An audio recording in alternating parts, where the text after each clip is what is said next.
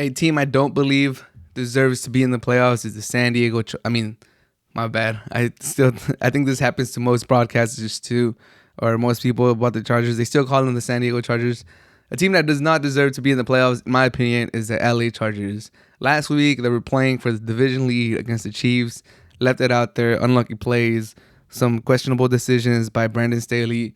And you know what? You lose a game, hard-fought game against the Chiefs. The Chiefs, who are now the best team in the NFL, who are on an uptick, who have been getting better since like week 6. They're the scariest team in the NFL. All right. It's if you think losses could also be good, this would be like the one that you look at. Like, all right, you know what? We lost, but we can compete against the Chiefs, the hottest team in the NFL. Like, it's a moral victory.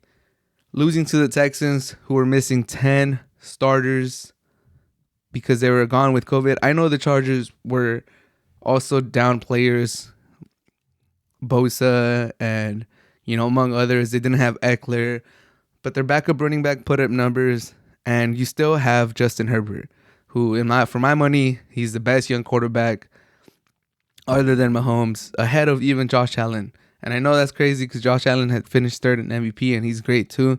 But for my money, Justin Herbert is he's elite. And he had some mistakes, but that defense is atrocious. They could not stop anything going. Rex Burkhead was going off on the Chargers. Rex Burkhead, New England running back, cast off, who most people probably think he was out of the league. Went for over 100 yards, 2 touchdowns, was a fantasy star if you somehow thought about picking him up because he was going against the worst rush defense in the NFL.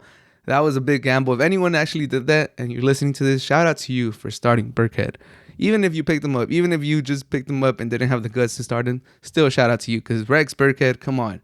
So if the Chargers can't stop the Texans who were 4-11 at that point, or 3-11. They're 3-11. They have 2 weeks left. They could end 6-11. They were 3-11 at that point. One of the worst teams in the NFL, competing for the number 1 pick in next year's draft, playing David Mills as their quarterback, who has not looked great. Anyone that plays the Texans, you think about picking up their defense. I did that going into this week because I knew I was going to be in the playoffs for fantasy. I picked up the Chargers defense 2 weeks ago.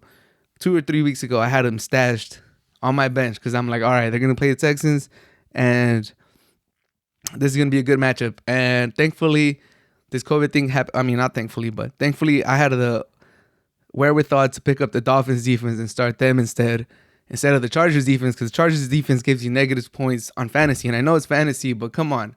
How are you going to get negative points against the Texans?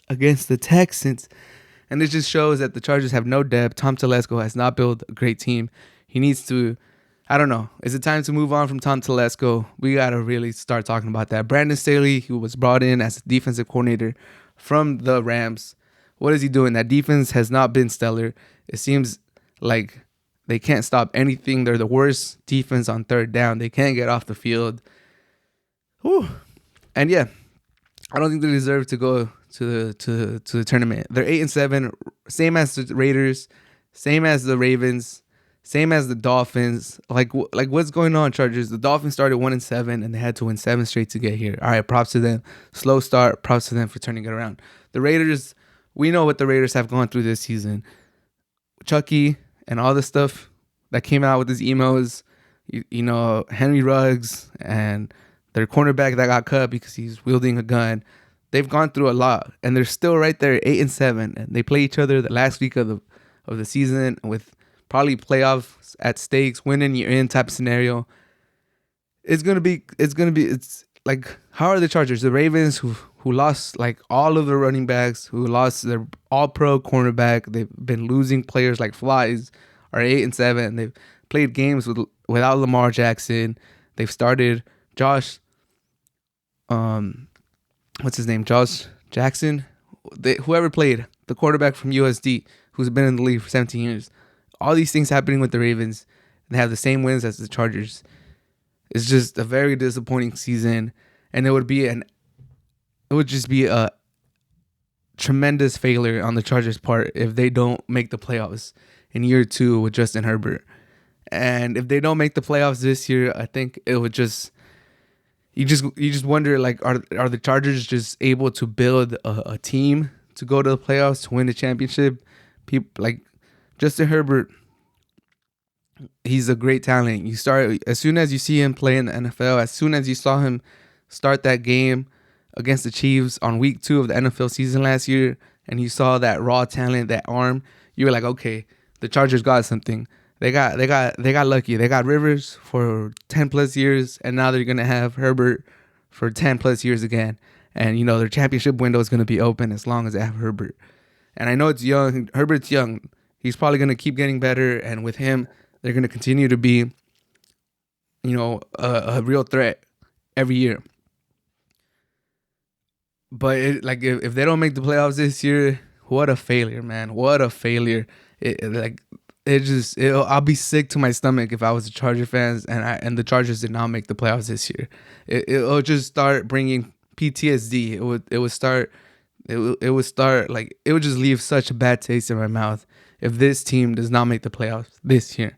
And if the Raiders are the ones to knock out the Chargers on week 18, ooh, man, that would be something. That would be something. That would be the Chargers just being typical Chargers. And honestly, I don't think too many people were surprised by this, if any. When they asked the Sunday Night Football crew after the Sunday Night Football game, I think Drew Brees, they have, what's his name, the coach?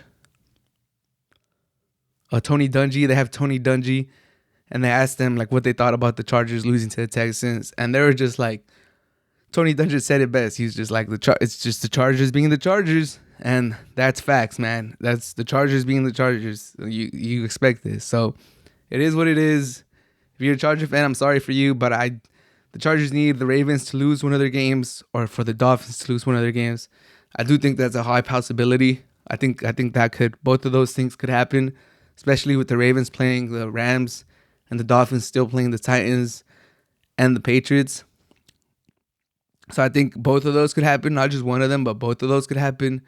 But I think both of those could happen, and then the Chargers lose to the Raiders week 18, and they still miss the playoffs. And I just don't think they deserve to make the playoffs, man. I think Brandon Staley needs to look at himself.